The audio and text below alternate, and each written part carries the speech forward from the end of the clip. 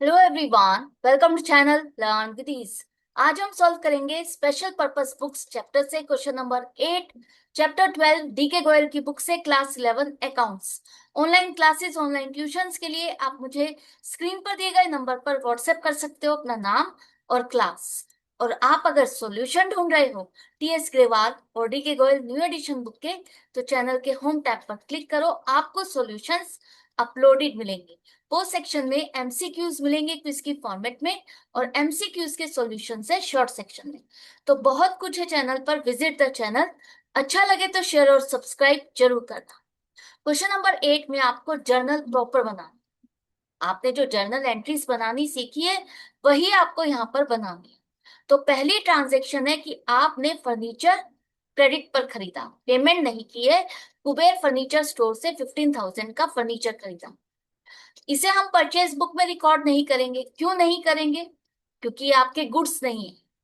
ये वो सामान नहीं है जिसमें आप सेल परचेज करते हो, ये आपकी एसेट है। बेशक आपने उधार में खरीदा, अगर आपने एसेट को खरीदा है तो वो आपकी परचेज बुक में नहीं, जर्नल प्रॉपर में रिकॉर्ड होगा। तो इस ट्रांजेक्शन में दो चीजें इन्वॉल्व हो रही है, एक तो आपकी एसेट, और जिससे सामान खरीदा उसके अकाउंट में भी हमें रिकॉर्ड करना होगा, किसको पेमेंट करनी है। तो फर्नीचर हमारी एसेट है, रियल अकाउंट। अगर एसेट आएगी तो हमें डेबिट करना है। और कुबेर फर्नीचर स्टोर जिसको आपने पेमेंट नहीं की है, लाइबिलिटी है। इसने आपके बिजनेस को सामान दिया है, तो आप क्या करोगे? क्रेडिट करोगे। लाइबिलिटी है तो भी क्रेडिट करोगे, और ये बिजनेस को सामान दे रहा है तो भी आप इसको क्रेडिट करोगे। तो हमें किसको डेबिट करना है, क्रेडिट करना है। आपने फाइंड कर लिया, सिंपल एंट्री बन गई। Furniture account debit to Kuber furniture store account 15,000। Next है कि आपने गुड्स 6,000 रुपीज के चैरिटी में दे दिए।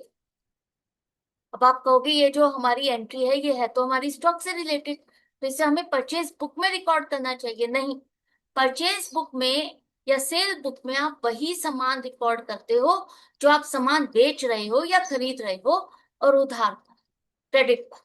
लेकिन ये सामान हमने सेल नहीं की है, हमने तो फ्री में चैरिटी में बांटा है। तो ये आपके एक्सपेंसेस है, चैरिटी एक्सपेंसेस।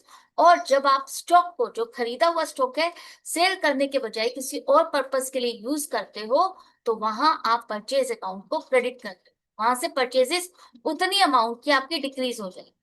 तो चैरिटी ये भी आपका एक्सपेंस है, लेकिन एक्सपेंस है तो हम इसको डेबिट करेंगे। लेकिन परचेजेस है तो एक्सपेंस, लेकिन यहां से निकाल करके आपने इसको चैरिटी में ट्रांसफर किया, परचेज आपका डिक्रीज हो रहा है। परचेज आपका डिक्रीज हो रहा है, इसलिए हम इसको क्रेडिट करेंगे। और यहाँ परचेज का जो नाम था 6,000 वो बदल करके क्या हो गया? चैरिटी हो गया। एक एक्सपेंस को जो आपने परचेज में डाला था, लेकिन आप उस सामान को बेच नहीं रहे हो, फ्री में बांट रहे हो, तो इसलिए आप उसको क्या करोगे? चैरिटी में डालोगे। तो charity account debit 6,000 to purchases account 6,000। Clear है? इसके बाद हमारा जो 8,000 का स्टॉक है वो, और कैश 4,000 रुपीज का चोरी हो गया। तो कैश से रिलेटेड ट्रांजैक्शन तो हम यहाँ पर रिकॉर्ड नहीं करेंगे। जो सामान, हमारा स्टॉक जो लॉस्ट हुआ है, जो चोरी हो गया है, उसको हम यहाँ पर रिकॉर्ड करेंगे। कैश की ट्रांजैक्शन कैश बुक में, और जो स्टॉक आपका चोरी हुआ वो परचेज बुक या सेल्स बुक में नहीं आएगा, सीधा सीधा जर्नल प्रॉपर के थ्रू करोगे, जैसे चैरिटी का किया वैसे ही। तो सबसे पहले लॉस बाय थेफ्ट आपका नुकसान एक्सपेंस है, तो डेबिट करो। और ये एक्सपेंस परचेज अकाउंट से डिक्रीज होकर के कहाँ ट्रांसफर हो गया? Loss by theft. तो परचेजेस अकाउंट को क्रेडिट करना है, और लॉस बाय थेफ्ट एक तरह से इतनी अमाउंट का जो स्टॉक आपने खरीदा था वो परचेजेस से निकाल करके आपने लॉस बाय थेफ्ट अकाउंट में ट्रांसफर किया। तो एंट्री क्या हो जाएगी? Loss by theft account debit to purchases account 8,000। इसके बाद अरुण, जिससे हमें 20,000 रुपीज लेने थे, अब वो फाइनेंशियली इंसॉल्वेंट हो गया, तो उससे हमें पैसा नहीं मिल सकता। जिसको हमने सामान उधार में बेचा था, पैसा लेना था, ये हमारा डेटर था। अब इससे पैसा नहीं मिलेगा तो ये पैसा हमारा डूब गया, नुकसान है। तो उसे हम क्या कहते हैं? Bad debts. और अरुण, जिससे हमें पैसे लेने थे, अब उससे पैसा नहीं मिलेगा तो उसके अकाउंट को हमें क्लोज करना होगा। तो बैड डेट्स आपके एक्सपेंस है, डेबिट करोगे। अरुण आपका पर्सनल अकाउंट है, डेटर है तो पर्सनल अकाउंट में आएगा, और डेटर आपकी एसेट होती है, और यहाँ पर अरुण के अकाउंट को तो हम क्लोज कर रहे हैं, एसेट हम डिक्रीज कर रहे हैं, तो हम इसको क्रेडिट करें। तो एंट्री क्या हो जाएगी, बेटेड्स account debit to Arun 20,000। Next है कि आपका जो प्रोप्राइटर है, ओनर है, उसने पर्सनल यूज के लिए कैश विड्रॉ किया, तो कैश से रिलेटेड ट्रांजेक्शन तो कैश बुक में आ जाएगी। और जो स्टॉक इसने विड्रॉ किया, टोटल ड्राइंग्स तो उसकी 15,000 की है, लेकिन हम जो स्टॉक से रिलेटेड एंट्री है वही करेंगे ड्राइंग्स। और दूसरा, अगर स्टॉक विड्रॉ कर रहा है तो हम परचेज में से इसको कम कर देंगे। तो ड्राइंग्स हमारी पर्सनल अकाउंट है, ओनर से रिलेटेड है, तो हम इसको डेबिट करेंगे, है ना। और परचेजेस आपकी डिक्रीज हो जाएंगी, क्योंकि आपने ये सामान बेचा नहीं है, परचेज अकाउंट से निकाल करके इसका हेड चेंज हो गया ड्राइंग्स। ठीक है, ये सामान बिजनेस की जगह पर्सनल यूज में गया, तो पर्सनल यूज में जाएगा तो आपको बिजनेस के एक्सपेंसेस कम करने होंगे। तो ये आपकी एंट्री हो गई drawings account debit to purchases account. Next transaction में हमें कैपिटल पर इंटरेस्ट देना है 6% पर एनम के हिसाब से पूरे साल का। अब ये कैपिटल किसकी है, ओनर की है। अगर आप इंटरेस्ट ऑन कैपिटल देते हैं, ये तो आपको पता है ना, जब हम अकाउंटिंग करते हैं तो बिजनेस और जो ओनर है वो सेपरेट है, दोनों अलग अलग है।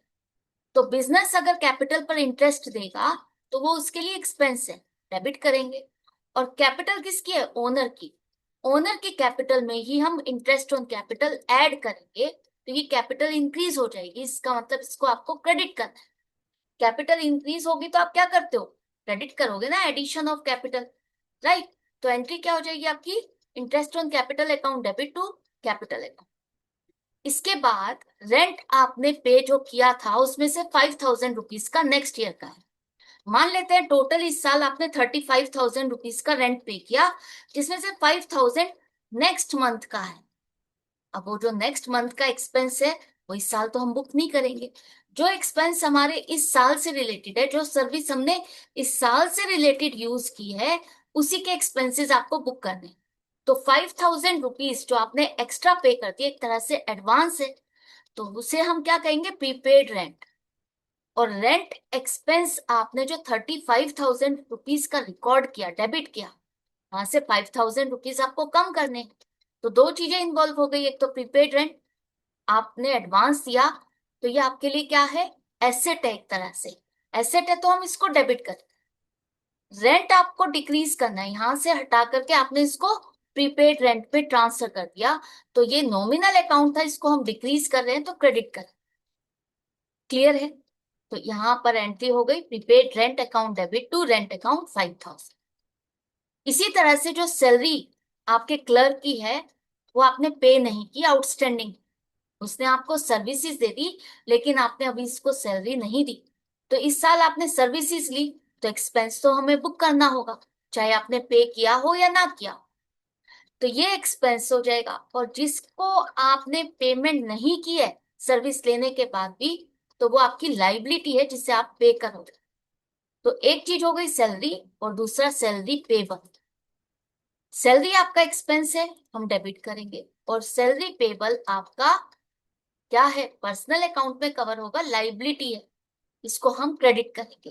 तो एंट्री हो गई salary account debit to salary payable account 12,000। Entry सारी कंप्लीट हो गई। जितनी भी एंट्रीज की है आपको प्रॉपर फॉर्मेट में एक ही बार में सारी रिकॉर्ड करनी है। मैंने आपको समझाने के लिए एक एक एंट्री अलग अलग समझाई। क्लियर है, क्वेश्चन कंप्लीट हो गया है। आपको इसी तरह से सीखते रहना है, समझते रहना है।